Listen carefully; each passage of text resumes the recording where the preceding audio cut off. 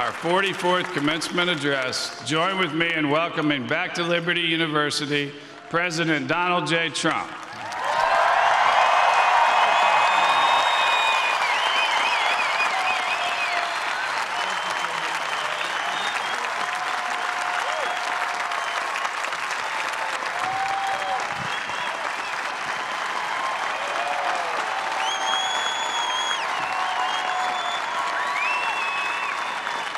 Thank you very much, everybody.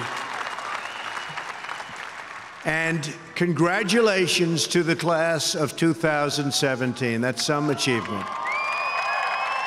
This is your day, and you've earned every minute of it. And I'm thrilled to be back at Liberty University. I've been here, this is now my third time, and we love setting records, right? We always set records. We have to set records. We have no choice.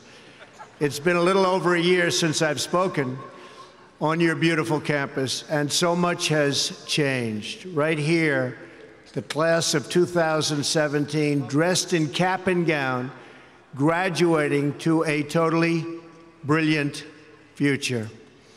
And here I am, standing before you as President of the United States. So I'm guessing there are some people here today who thought that either one of those things, either one, would really require major help from God. Do we agree? And we got it. But here we are celebrating together on this very joyous occasion. And there's no place in the world I'd rather be to give my first commencement address as president than here with my wonderful friends at Liberty University. And I accepted this invitation a long time ago. I said to Jerry that I'd be there. And when I say something, I mean it.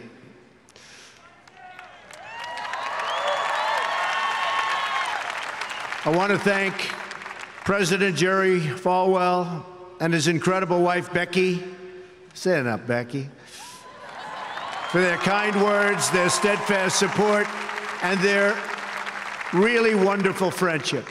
Let me also extend our appreciation to the entire Falwell family, Trey, Sarah, Wesley, Laura, and Caroline. Thank you for everything you do to make this university so exceptional, one of the truly great schools. Most importantly, to our new graduates, each of you should take immense pride in what you have achieved. There's another group of amazing people we want to celebrate today, and they are the ones who have made this journey possible for you. And you know who that is? Nobody. You forgot already. You're going to go out, you're going to do whatever you're going to do. Some are going to make a lot of money. Some are going to be even happier doing other things. They're your parents and your grandparents. Don't forget them. You haven't forgotten yet, have you? Never, ever forget them. They're great. And especially this weekend, let's make sure we give a really extra special thanks to the moms. Don't forget our moms, because graduates, today is your day. Today is your day. But in all of this excitement, don't forget that tomorrow is Mother's Day, right? I had a great mother. She's looking down now, but I had a great mother. I always loved Mother's Day. We're also deeply honored to be joined by some of the nearly 6,000 service members, military veterans, and military spouses who are receiving their diplomas today. Would you please stand? Please stand. Wow.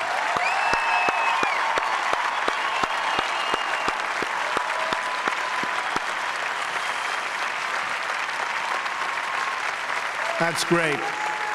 Thank you very much. Great job. We're profoundly grateful to every single one of you who sacrificed to keep us safe and to protect God's precious gift of freedom. It is truly a testament to this university and to the values that you embrace that your graduating class includes so many patriots who have served our country in uniform. Thank you very much. To the class of 2017, today you end one chapter, but you are about to begin the greatest adventure of your life. Just think for a moment of how blessed you are to be here today at this great, great university, living in this amazing country, surrounded by people who you love and care about so much. Then ask yourself, with all of those blessings and all of the blessings that you've been given, what will you give back to this country and indeed to the world? What imprint will you leave in the sands of history? What will future Americans say we did in our brief time right here on earth? Did we take risks? Did we dare to defy expectations? Did we challenge accepted wisdom and take on established systems? I think I did, but we all did, and we're all doing it. Or did we just go along with convention, swim downstream so easily with the current, and just give in because it was the easy way, it was the traditional way, or it was the accepted way? Remember this: nothing worth doing ever, ever, ever came easy. Following your convictions means you must be willing to face criticism from those who lack the same courage to do what is right, and they know what is right, but they don't have the courage or the guts or the stamina to take it and to do it. It's called the road less traveled. I know that each of you will be a warrior for the truth, will be a warrior for our country and for your family.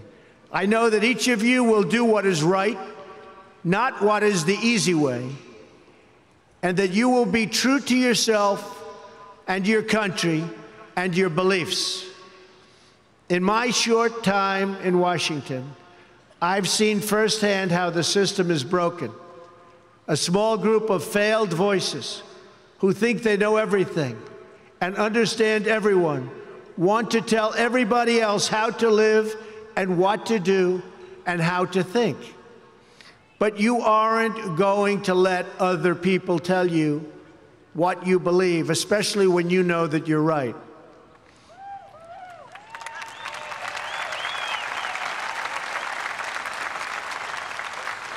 And those of you graduating here today who have given 500,000 hours of charity last year alone, unbelievable amount of work and charity, and few universities or colleges can claim anything even close. We don't need a lecture from Washington on how to lead our lives. I'm standing here looking at the next generation of American leaders. There may very well be a president or two in our midst. Anybody think they're going to be president? Raise your hand. In your hearts are inscribed the values of service, sacrifice, and devotion. Now you must go forth into the world and turn your hopes and dreams into action. America has always been the land of dreams because America is a nation of true believers. When the Pilgrims landed at Plymouth, they prayed. When the founders wrote the Declaration of Independence, they invoked our Creator 4 times. Because in America, we don't worship government, we worship God.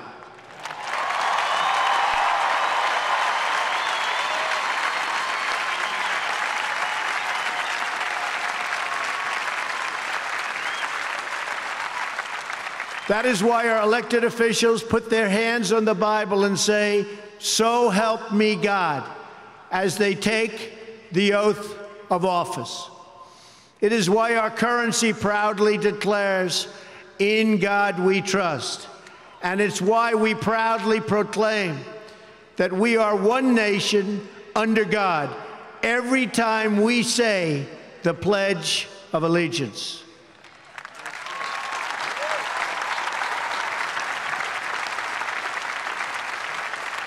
The story of America is the story of an adventure that began with deep faith, big dreams, and humble beginnings. That is also the story of Liberty University. When I think about the visionary founder of this great institution, Reverend Jerry Falwell, Sr., I can only imagine how excited he would be if he could see all of this and all of you today, and how proud he would be of his son and of his family. In just 2 days, we will mark the 10th anniversary of Reverend Falwell's passing. And I used to love watching him on television, hearing him preach. He was a very special man. He would be so proud, not just at what you've achieved, but of the young men and women of character that you've all become. And Jerry, I know your dad is looking down on you right now, and he is proud. He is very proud. So congratulations on a great job, Jerry. Reverend Falwell's life is a testament to the power of faith to change the world. The inspiring legacy that we see all around us in this great stadium. This is a beautiful stadium, and it is packed. I'm so happy about that. I said, how are you going to fill up a place like that? It is packed, Jerry. In this beautiful campus and in your smiling faces, but it all began with a vision. That vision was of a world-class university for evangelical Christians. And I want to thank you because, boy, did you come out and vote, those of you that are old enough. In other words, your parents. Boy, oh boy, you voted. You voted. No doubt many people told him his vision wasn't possible. And I am sure they continued to say that so long after he started, at the beginning with just 154 students.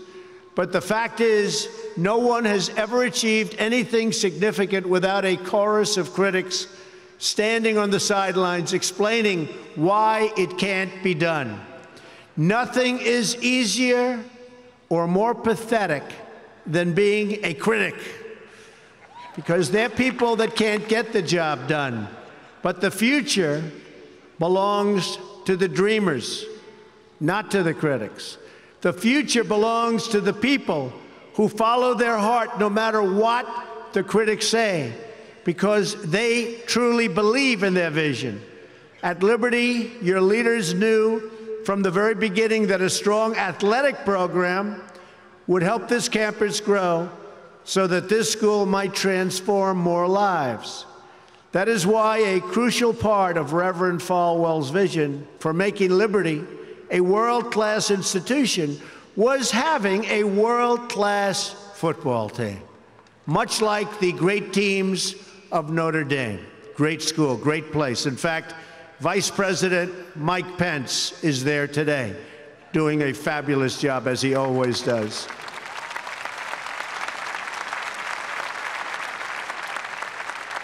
A few years ago, the New York Times even wrote a story on the great ambitions of the Liberty Flames. That story prompted a longtime president of another school to write a letter to Jerry. It's a letter that Reverend Falwell would have been very, very pleased to read. Jerry tells me that letter now hangs in the wall in the boardroom of your great university. It came from the late Father Theodore Hesburgh, who was the beloved president of the University of Notre Dame 35 years ago. Like this school's founder, he was a truly kind-hearted man of very, very deep faith.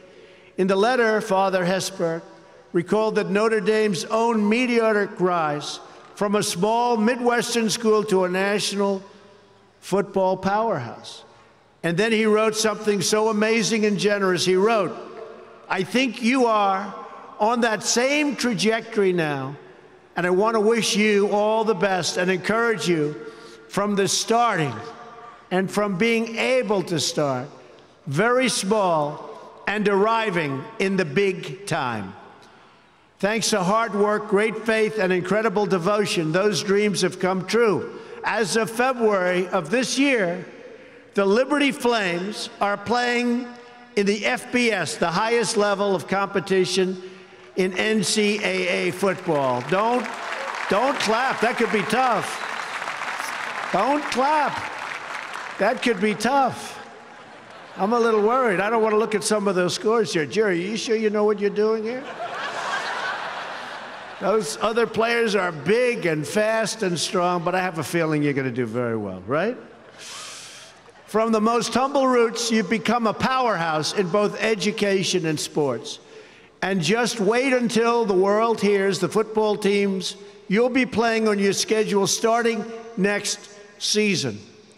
President Falwell gave me a list of some of those schools, the ones you're going to be playing 2018. Would you like me to read the names? Just came out. Would you like to hear them? I'm a little bit concerned. UMass, Virginia, Auburn. Jerry, are you sure you know what you're doing? Jerry, Auburn. I don't know about that, James. This could be trouble, Jerry. Rutgers, Old Dominion, Brigham Young, Army. I might be at that game. Who am I supposed to root for? Tell me. I don't know. That's a tough one, Jerry. I don't know, Jerry. I'm going to have to think about that one, Jerry. Buffalo, Troy, Virginia Tech. Oh, no, Jerry. Ole Miss. And Wake Forest. Those are really top schools. That's maybe in 4 or 5 years I'll come to a game, right? You'll build it up. Well, good luck. The success of your athletic program arriving on the big stage should be a reminder to every new graduate of just what you can achieve when you start small, pursue a big vision, and never, ever quit. You never quit. If I give you one message to hold in your hearts today, it's this: never, ever give up. There'll be times in your life you'll want to quit, you'll want to go home. You'll want to go home perhaps to that wonderful mother that's sitting back there watching you and say, "Mom, I can't do it. I can't do it." Just never quit. Go back home and tell Mom, Dad, I can do it. I can do it. I will do it. You're going to be successful. I've seen so many brilliant people. They gave up in life. They were totally brilliant. They were top of their class. They were the best students. They were the best of everything. They gave up. I've seen others who really didn't have that talent or that ability, and they're among the most successful people today in the world because they never quit and they never gave up.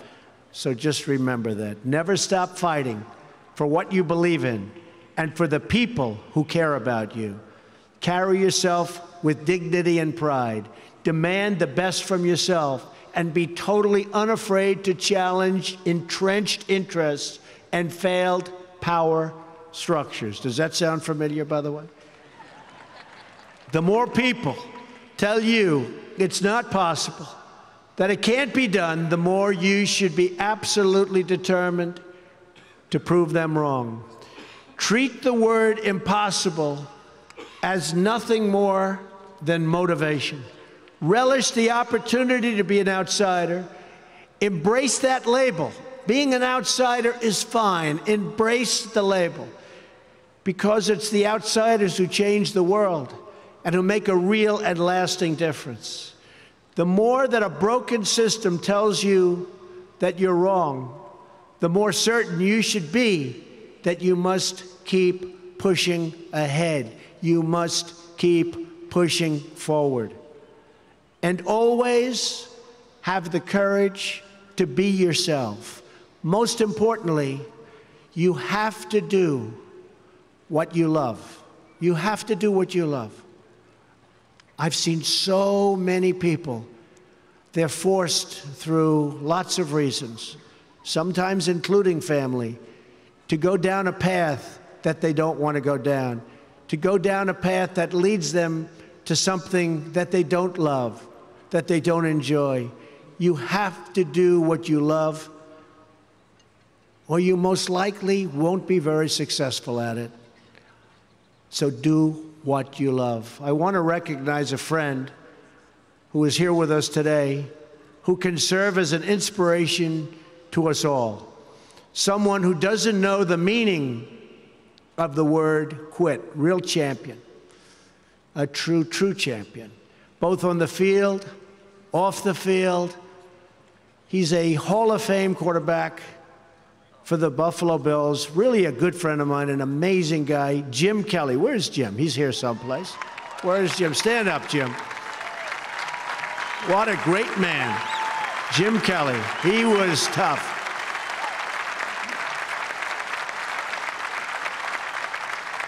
Jim, do you have any idea how much money you'd be making today? They'd hit Jim, it was like tackling a linebacker. They'd hit Jim, 4 guys, 5 guys that weighed 320, and he'd just keep going down the field. He was much more than a quarterback. He had tremendous heart, and he knew how to win. Jim is tough, and his toughest fight of all was that he beat cancer not once but twice.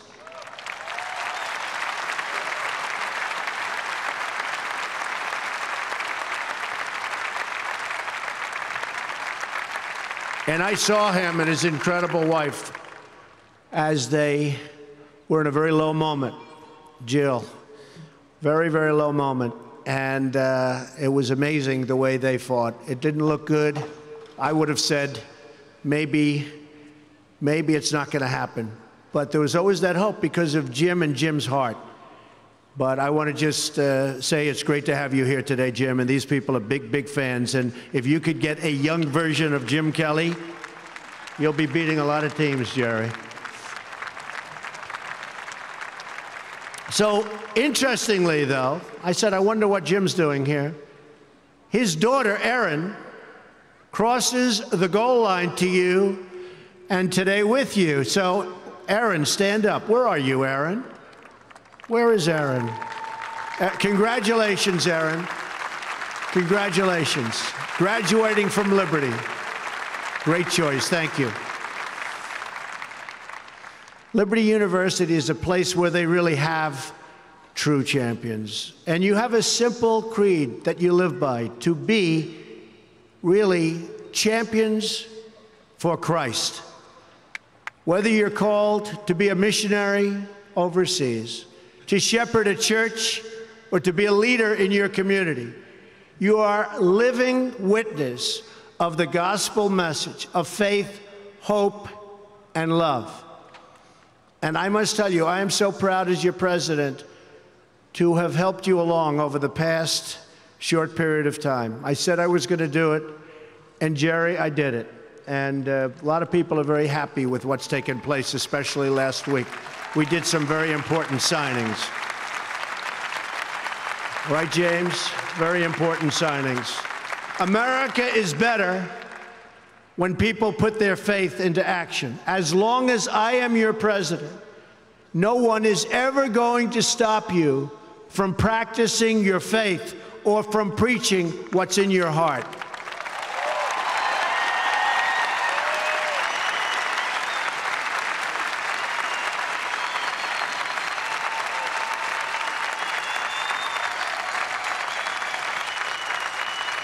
We will always stand up for the right of all Americans to pray to God and to follow his teachings. America is beginning a new chapter. Today, each of you begins a new chapter as well. When your story goes from here, it will be defined by your vision, your perseverance, and your grit That's a word Jim Kelly knows very well, your grit. In this, I'm reminded of another man you know very well and who has joined us here today. His name is George Rogers, Liberty University CFO and Vice President for a quarter of a century. During World War II, George spent 3.5 years as a prisoner of war. He saw many of his fellow soldiers die during the Bataan Death March. He was the victim of starvation and torture as a prisoner of war. When he was finally set free, he weighed just 85 pounds and was told he would not live past the age of 40. Today, George is 98 years old.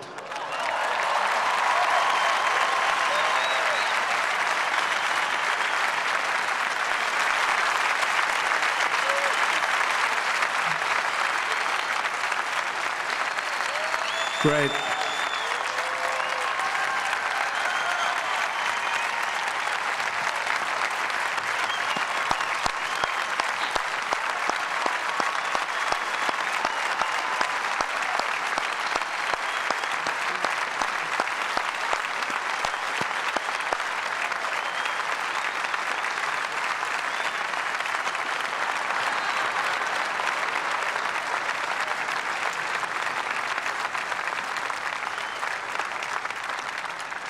That's so great, George.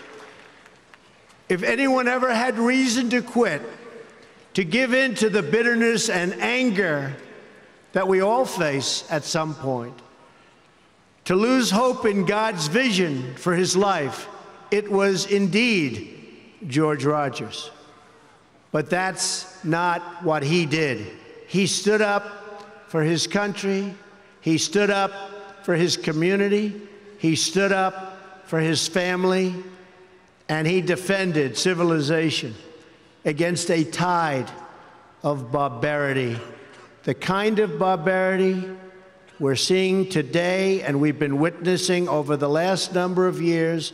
And I just want to tell you, as your president, we are doing very, very well in countering it. So you just hang in there. Things are going along very, very well. You'll be hearing a lot about it next week from our generals. Things are going along very, very well. Through it all, he kept his faith in God, even in the darkest depths of despair. Like so many others of his generation, George came home to a nation full of optimism and pride and began to live out the American dream. He started a family. He discovered God's plan for him and pursued that vision with all his might, pouring his passion into a tiny college in a place called Lynchburg, Virginia. Did you ever hear of that? Lynchburg? We love it. We love it. Do you like it? We like it, right? I flew over it a little while ago. It's amazing, actually.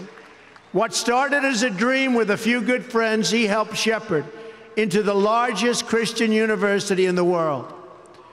Just look at this amazing, soaring, growing campus, and I've been watching it grow because I've been a friend of Liberty for a long time now, Jerry. It's been a long time. Thanks in great part to George's financial stewardship. Hundreds of thousands of young hearts and souls have been enriched at Liberty and inspired by the Spirit of God. George, we thank you and we salute you, and you just stay healthy for a long time, George. Thank you.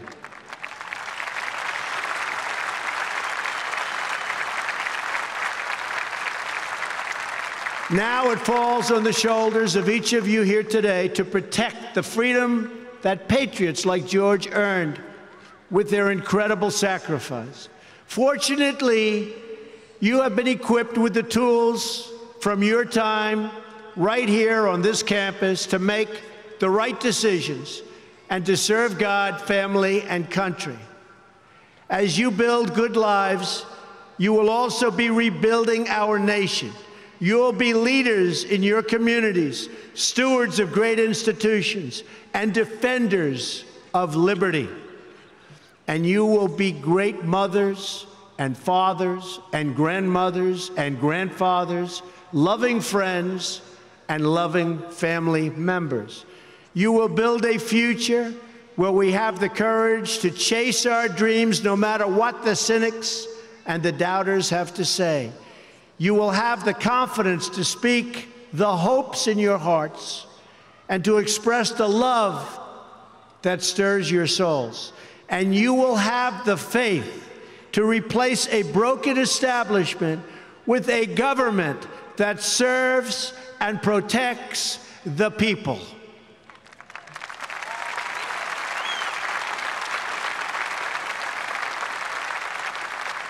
We must always remember that we share one home and one glorious destiny.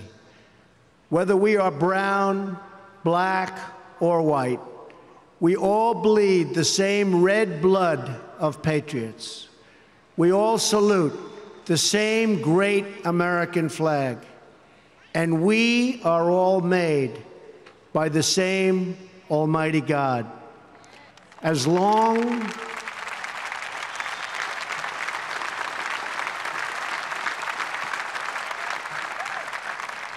as you remember what you have learned here at Liberty, as long as you have pride in your beliefs, courage in your convictions, and faith in your God, then you will not fail.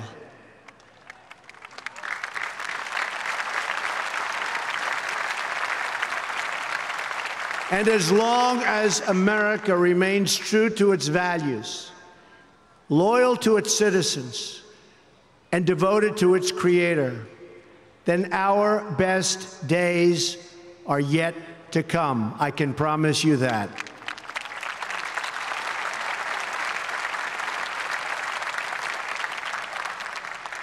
This has been an exceptional morning.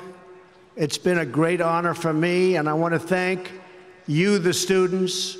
I also want to thank you, the family, for getting them there.